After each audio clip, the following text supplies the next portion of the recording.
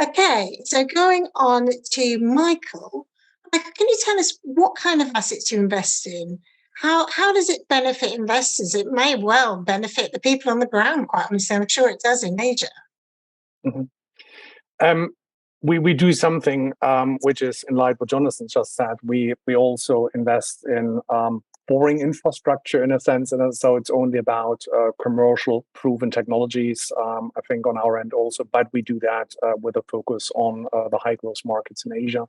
So as far as technologies are concerned, that includes obviously the whole suite of renewable energy power generation, solar, wind, biomass, bioenergy, probably as the focal point. Transmission infrastructure is something which naturally comes with what we do in the countries we do it, because again, having at the end a large power plant standing somewhere without reaching the grid consumers, etc., doesn't help anyone. So transmission distribution infrastructure is an important asset, an element for us. Energy storage will play also eventually a role for us in our markets when and if it becomes commercially viable. In the markets, as they can't afford any form of government subsidies or additional support if the technologies can't stand on their own ground. And sustainable fuel production also is playing an important role on our end. I think with that, what I already said, the important element, we focus on countries and technologies which are A, commercial proven, and B, subsidy free. Everything we invest can stand commercially viable in its own right. Therefore, we are not dependent on government or government support in our target markets, which is an important element of risk mitigation on our end. And we do that currently focused on India, the Philippines, Vietnam, Bangladesh, and Indonesia at that stage. Thanks very much. And probably last comment on that, okay. Benefits for investors would be that you look in our target markets at a higher return and dividend profile compared to Europe, usually anywhere between 300 to 500 basis points more on the IRR side, already converted into dollars or pounds than for a similar size comparable investment in Europe and North America. Yeah, and obviously there's just such a big opportunity and there is so much to do in Asia, and it sort of relates to those returns, doesn't it?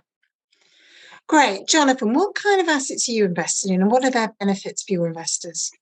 So there are three types of investment that we make, all trying to solve the same problem.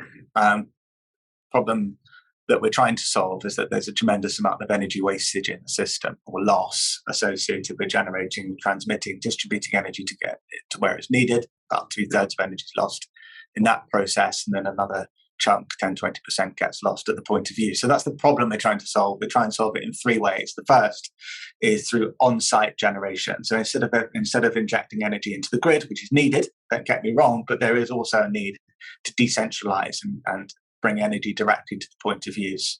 That can be done through on-site energy generation, for example, using renewable energy technologies like solar combined with storage, like recycling what would otherwise be considered waste, like waste gases or waste heat, by generating energy from ground or air-sourced heat. Even by co-generating using natural gas, green gas, blending with hydrogen or substituting some hydrogen in due course.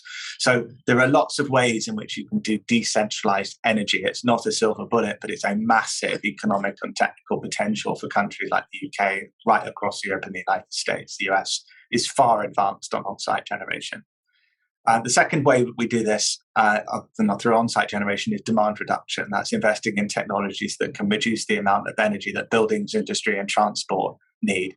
Why is that important? That's because 70% of the world's energy is used in buildings, industry, and transport. That's the customer, not the grid. So the problem with those buildings, industry, and transport customers is that their operations might not be as efficient as they could be. They might not have the most up-to-date lighting, heating, ventilation, air conditioning systems. As an example, the solution to that problem is by investing in that. So that's energy demand reduction.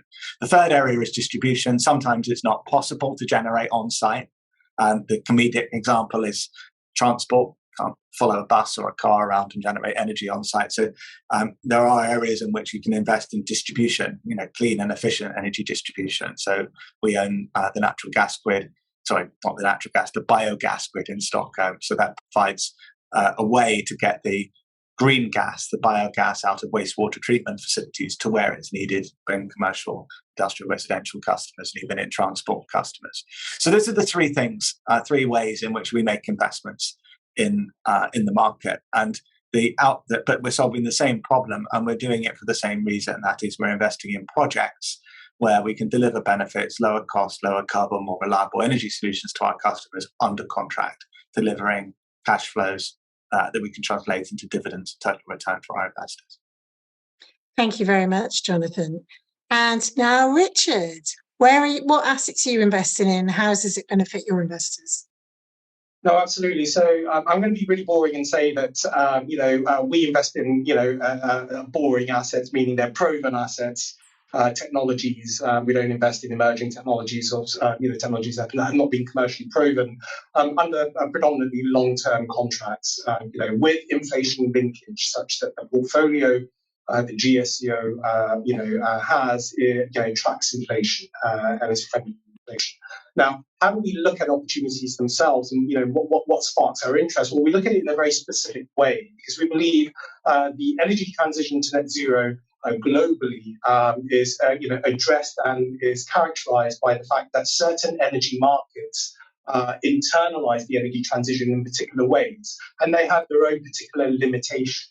And it's where we identify a particular limitation in an energy market that we seek to find what can we unlock through our investment by filling that limitation or that structural demand gap. I don't want to get too theoretical about it, but it's really filling something that is not there that provides us with a differentiated return. And that would mean different things in different markets. We're able to do this as a manager because we are a cohort of specialist energy investment managers and financiers that have done this across borders for many years.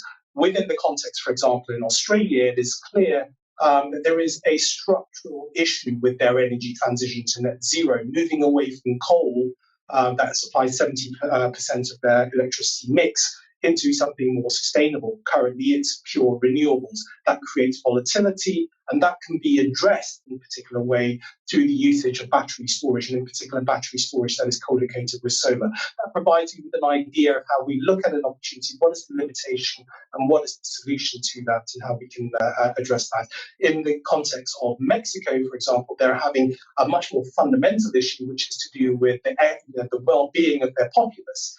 They're using a lot of fuels in their economy right now. Their economy is very much fuel dependent, particularly for long haulage transportation and power generation that is unlikely to go 100% renewable anytime soon. They're unlikely to be a Scandinavian country anytime soon. Do we ignore the issue, or do we help them move away from these high sulfur fuels into much more Euro-compliant fuels within their system, and therefore make a positive impact on their well-being of the populace, and also address climate change issues? That's what we've chosen to do with our investments in Texas, with these fuel storage terminals that assist the movement upwards into North America of dirty fuels to highly sophisticated refineries that can break down these products, take out the sulfur content so that it can be reused back in Mexico and displace that really dirty product there. In the context of the UK, we have an even more unique program.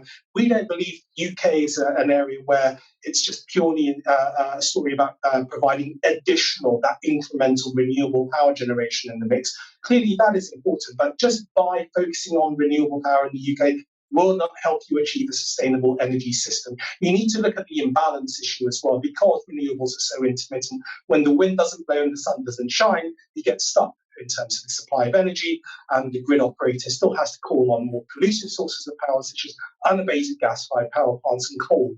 If you can help solve that, and we're trying to solve it through our investment, then you'll achieve a sustainable energy system. We have an investment in a highly flexible gas-fired power plant where we have a carbon capture facility next to it, captures the CO2, scrubs it into what we call food-grade CO2 that we can then supply into the industrial gases market to help with the food and beverage industry. There is a shortage of these types of gases in the food and beverage industry. There is a sustainability impact for doing so and supplying so.